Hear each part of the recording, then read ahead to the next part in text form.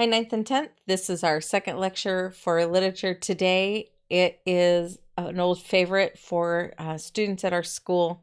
A few years ago, I had a book by a famous student or a person who studies and does the teachings on fairy tales. She was a fairy tale expert, Maria Tatar. And I had gotten one of her books for Christmas, and one of my students was going through it, and she read this title and she said, I've got to know what this story is about. And I'd read it before, and it was fine. There's nothing wrong with the story. And I thought, you know what? I'm going to encourage your desire to explore. So I made photocopies for everybody in the class, and we sat down and we read it, and I enjoyed it even more after I taught it in the class. So I hope you enjoy it too. It's got some funny parts to it. Really good fairy tales have a little humor in them, I think. So this one's called The Table, the Ass, and the Stick. Now the ass, let's just be grown-ups here. We're never going to be that grown up. It's a donkey or a mule. Sorry, a mule. And this was by the Grimm brothers. So it's a funny little story. It's got some good parts and some not so fun parts, but we're going to go through it all together. And of course, we got a goat, in case you didn't get that. There was once a tailor. A tailor is a person who sews for a living. There was once a tailor who had 3 sons and 1 goat. The goat, as she nourished them all with their milk, was obliged to have good food, and so she was led every day down to the willows by the waterside, and this business the sons did in turn. So the goat's very important to the family because that's how they get their milk, their dairy.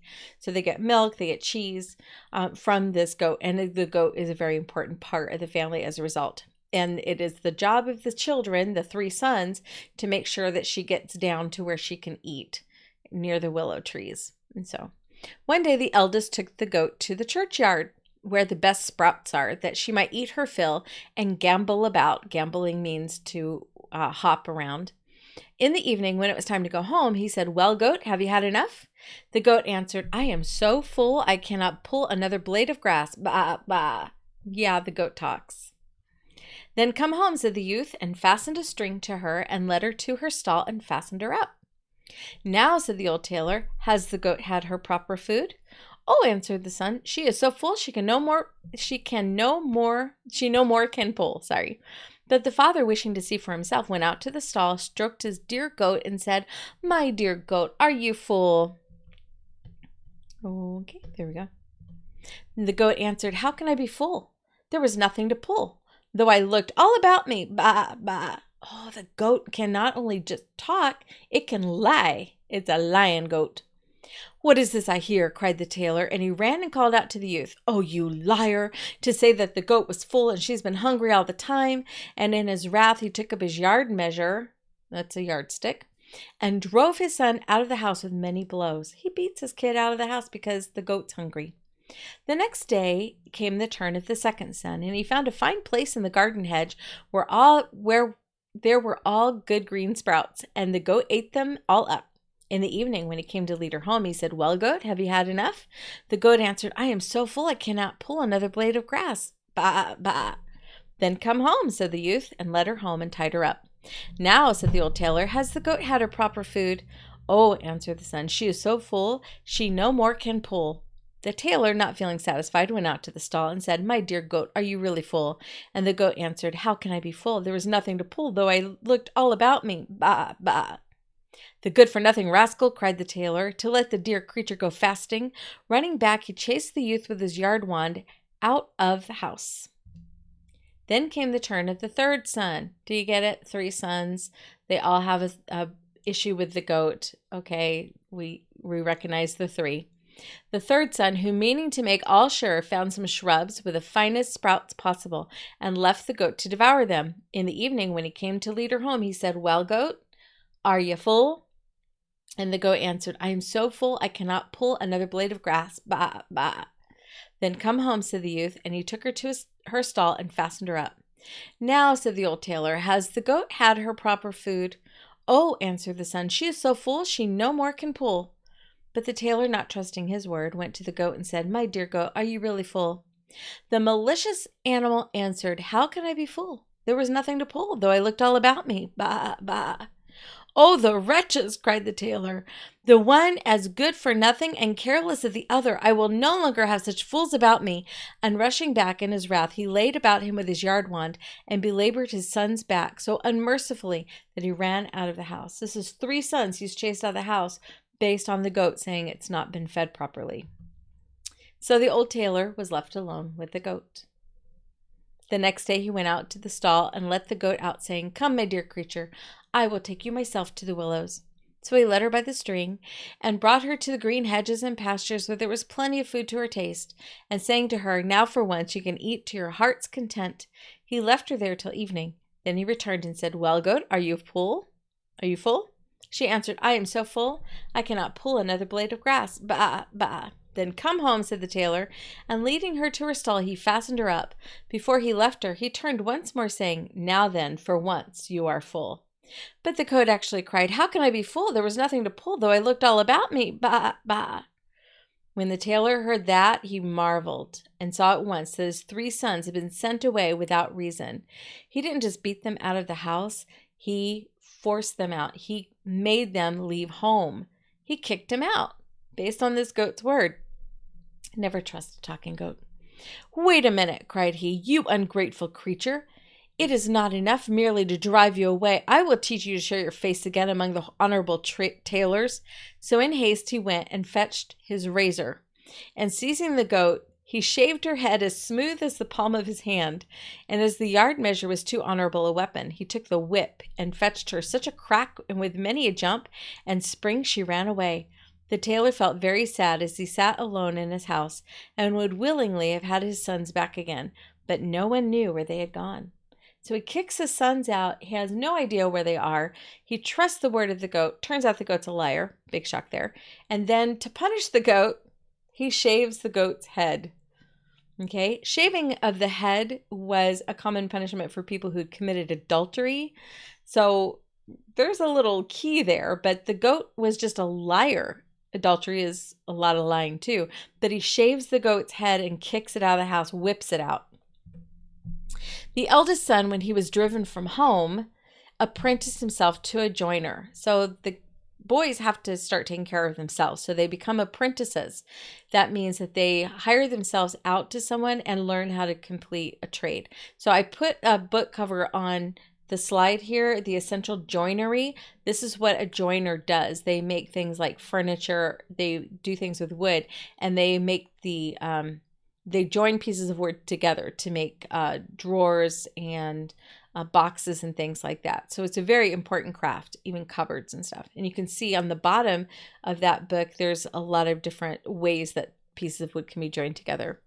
So the eldest son apprentices himself to a joiner, and he applied himself diligently to his trade. And when the time came for him to travel, he's going to go back home, his master gave him a little table, nothing much to look at, and made of common wood.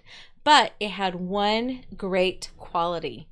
When anyone set it down and said, Table be covered, all at once the good little table had a clean cloth on it, a plate and a knife and a fork, and dishes with roast and boiled meat, and a large glass of red wine sparkling so as to cheer the heart. The young apprentice thought he was set up for life, and he went merrily out into the world and never cared whether an inn were good or bad, or whether he could get anything to eat there or not. When he was hungry, it did not matter where he was, whether in the fields, in the woods, or in a meadow. He set down his table and said, Be covered, and there he was, provided with everything that a heart could wish. This is actually a motif in a lot of fairy tales where somebody gets all the food that they want, because in medieval times, and even after, it was hard sometimes to keep hold of that food supply. So here he is, he's all excited because he has this new way of feeding himself. At last it occurred to him he would go back to his father, whose wrath might by this time have subsided, and perhaps because of the wonderful table he might receive him again gladly. It happened that one evening during his journey home he came to an inn that was quite full of guests, who bade him welcome and asked him to sit down with them and eat, as otherwise he would have found some difficulty in getting anything. No, answered the young joiner, I cannot think of depriving you. You had much better be my guests. Then they laughed and thought he must be joking, but he brought his little wooden table, put it in the middle of the room, and said, Table be covered. So he's being generous here, and he's showing off a little bit, but he's offering food to the people in this inn. Immediately it was set out with food much better than the landlord had been able to provide, and the good smell of it greeted the noses of the guests very agreeably. "Fall to, good friend," said the joiner, and the guests, when they saw how it was, needed no second asking, but taking up knife and fork, fell to valiantly. And what seemed most wonderful was that when a dish was emptied, immediately a full one stood in its place. You know who's not going to be happy about this? The innkeeper, who is now not going to be able to make any money selling his awful food to people. All the while, the landlord, that's the innkeeper, stood in a corner and watched all that went on. He could not tell what to say about it, but he thought such cooking as that would make my inn prosper. You wouldn't have to pay for the food. You wouldn't have to pay for anybody to cook it. You just have to tell the table to make something. The joiner and his fellowship kept it up very merrily until late at night. At last he went to sleep, and the young joiner, going to bed, left his wishing table standing against the wall. The landlord, however, could not sleep for thinking of that table, and he remembered that there was one in his lumber room, an old table very like it. So he fetched it, and taking away the joiner's table, he left the other in its place. The old switcheroo. The next morning the joiner paid his bill, took up the table, not dreaming he was carrying off the wrong one, and went on his way. About noon he reached home, and his father received him with great joy. "Now, my son, what have you learned?" said he to him. "I've learned to be a joiner, father," he answered. "That's a good trade," returned the father, "but what have you brought back with you from your travels?" "The best thing I've got, father, is this little table," said he. The tailor looked at it on all sides and said, "You have certainly produced no masterpiece. It's a rubbishing old table." "But it's a very wonderful one," answered the son. "When I set it down and tell it to be covered, at once the finest meats are standing on it, and wine so good it cheers the heart." I should probably explain that line. Back in medieval times and a little later even, people believed that when you sighed, because you were like not feeling good or you were a little depressed or sad, when you sighed, you lost a drop of blood, and to replenish it, you should drink a cup of wine. So that wine was supposed to help you not feel depressed, and we know now that wine is actually a depressant, so it has the opposite effect on you. But yeah, the idea that the wine would cheer the heart. "Let us invite all the friends and neighbors that they may feast and enjoy themselves, for the table will provide enough for all." When the company was all assembled, he put his table in the middle of the room and commanded it, "Table, be covered." But the table never stirred, and remained just as empty as any other table that does not understand talking. When the poor joiner saw that the table remained unfurnished, he felt ashamed to stand there like a fool.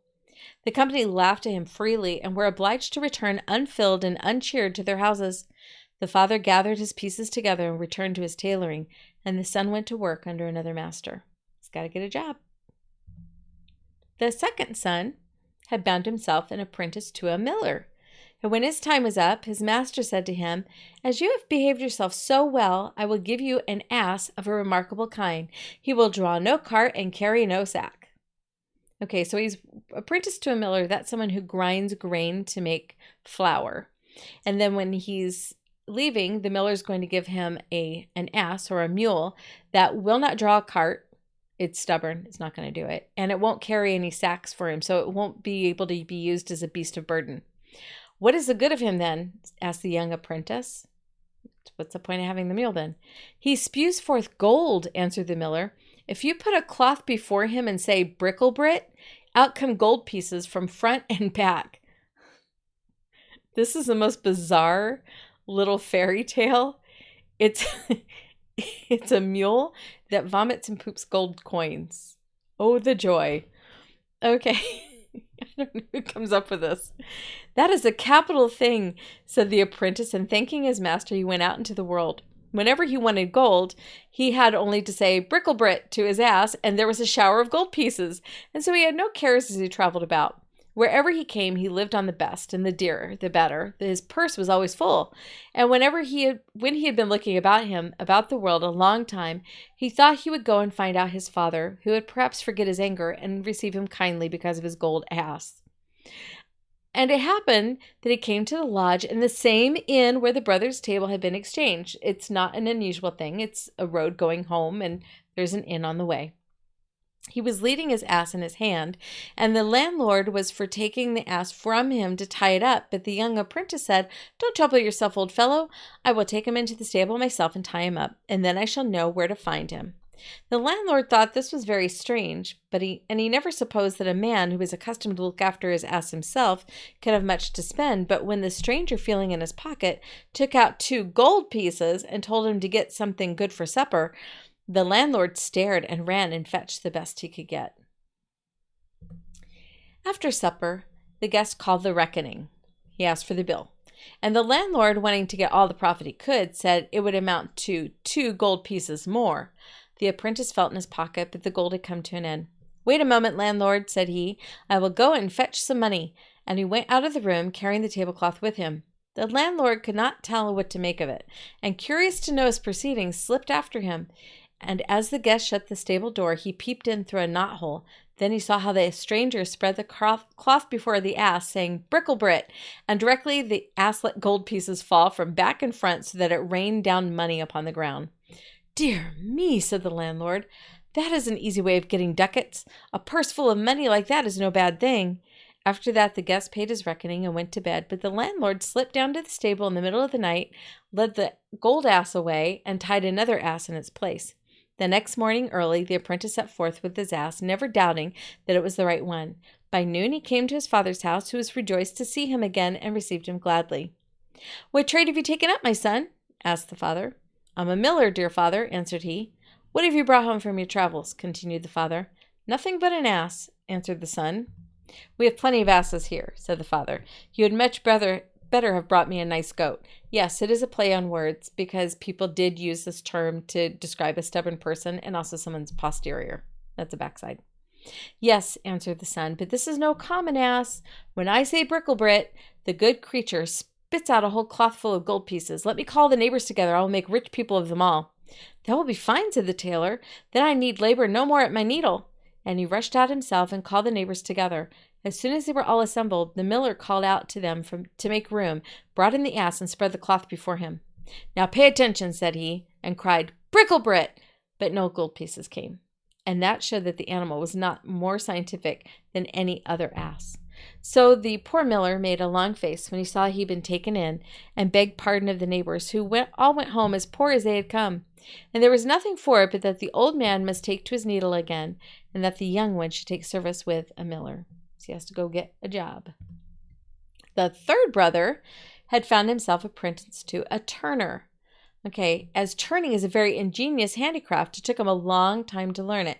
I gave you a couple examples here. The one is a picture of a turner. It's a very simple machine, but a very powerful machine. They turn a piece of wood on what is called a lathe, and they are able to work with knives and other implements to create shapes out of this turned wood. It's how they make fancy like legs for tables and things like that. So this is a very ingenious, very artistic handicraft. His brothers told him in a letter how badly things had gone with them, and how on the last night of their travels the landlord deprived them of their treasures. When the young turner had learnt his trade and was ready to travel, his master, to reward him for his good conduct, gave him a sack and told him there was a stick inside it. "I can hang up the sack. It may be very useful to me," said the young man, "but what's the good of the stick?" "I will tell you," answered the master.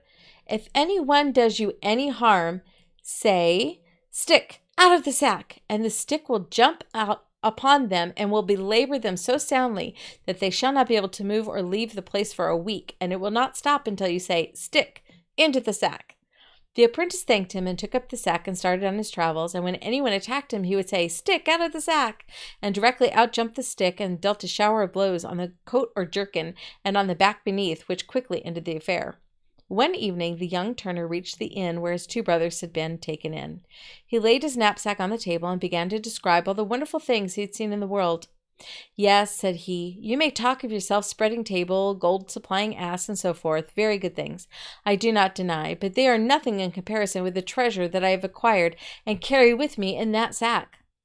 Then the landlord opened his ears. "What in the world can it be?" thought he.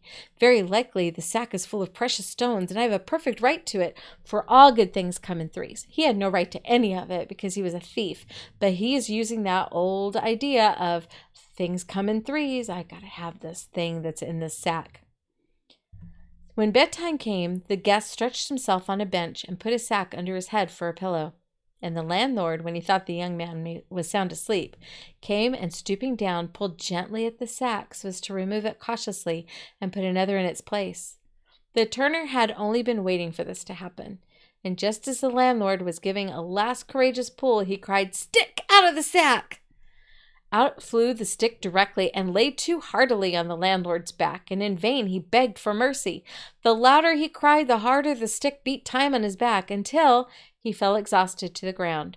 Then the turner said, "If you do not give me the table and the ass directly," that means right away, "this game shall begin all over again. So I've called off my stick for now, but you got to give my brother's stuff back. So give me the table, give me the ass, or else I'm going to keep beating you with the stick." "Oh, no, dear, no," cried the landlord, quite collapsed. "I will gladly give it all back again, if you will only make this terrible goblin go back into the sack." Then said the young man, "I will be generous instead of just, but beware." Because if he was just, he'd just keep beating the guy. He's going to be generous and stop. Then he cried, "Stick into the sack," and left him in peace. The next morning, the turner set out with the table and the ass on his way home to his father. The tailor was very glad indeed to see him again, and asked him what he had learned abroad. "My dear father," answered he, "I am become a turner." "A very ingenious handicraft," said the father. "And what have you brought with you from your travels?" "A very valuable thing, dear father," answered the son. "A stick in a sack." "What?" cried the father. "A stick? The thing is not worth so much trouble than you can cut one from any tree." "But it's not a common stick, dear father," said the young man. "When I say 'stick out of the bag,' out jumps the stick upon anyone who means to harm me, and makes him dance again, and does not leave off till he is beaten to the earth and asks pardon. Just look here, with this stick I have recovered the table and the ass which the thieving landlord had taken from my two brothers. Now let them both be sent for and bid all the neighbors too, and they shall eat and drink to their heart's content, and I will fill their pockets with gold." The old tailor could not quite believe in such a thing, but he called his sons and all the neighbors together. Then the turner brought in the ass, opened the cloth before him, and said to his brother, "Now, my dear brother, speak to him." And the miller said, "Bricklebrit," and immediately the cloth was covered in gold pieces until they had all got more than they could carry away. I tell you this because it's a pity you were not there. Then the turner set down the table and said, "Now, my dear brother, speak to it." And the joiner said, "Table be covered." And directly it was covered, and set forth plentifully with the richest dishes. Then they held a feast such as never had taken place in the tailor's house before, and the whole company remained through the night merry and content. The tailor, after that, locked up in a cupboard his needle and thread, his yard measure and goose. I think the goose is a sewing implement. I'm not really sure what it is, though. And lived ever after with his 3 sons in great joy and splendor. But what became of the goat? The unlucky cause of the tailor's sons being driven out, I will tell you. She felt so ashamed of her bald head that she ran into a fox's hole and hid herself. When the fox came home, he caught sight of 2 great eyes staring at him out of the darkness, and was very frightened and ran away. A bear met him, and seeing that he looked very disturbed, asked him, "What's the matter, brother fox, that you should look like that?" "Oh dear," answered the fox, "a grisly beast is sitting in my hole, and he stared at me with fiery eyes." "We will soon drive him out," said the bear, and went to the hole and looked in. But when he caught sight of the fiery eyes, he likewise felt great terror seize him, and not wishing to have anything to do with so grisly a beast, he made off. He was soon met by a bee, who remarked that he had not a very courageous air, and said to him, "Bear, you have a very depressed countenance. What has become of your high spirit?" "You may well ask," answered the bear. "In the fox's hole there sits a grisly beast with fiery eyes, and we cannot drive him out." The bee answered, "I know you despise me, bear. I am poor, feeble little creature, but I think I can help you." So she flew into the fox's hole, and setting on the goat's smooth-shaven head, stung her so severely she jumped up crying, "Bah! Bah!" and ran out like mad into the world. And to this hour, no one knows where she ran to.